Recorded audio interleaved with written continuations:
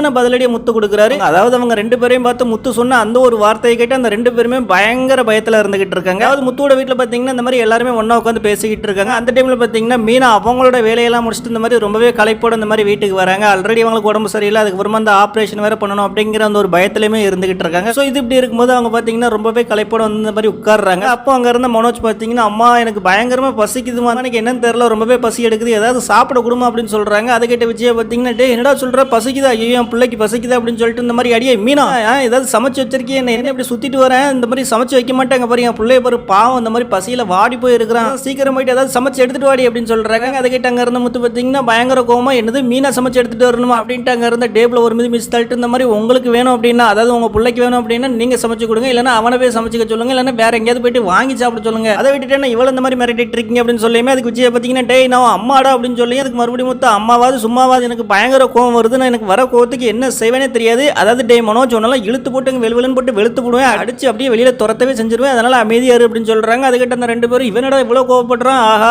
பேசாம சும்மாவே இருப்போம், இல்லைன்னா அடிச்சாலும் அடிச்சிருவான் அப்படிங்கிற மாதிரி பார்த்துட்டு இருக்காங்க.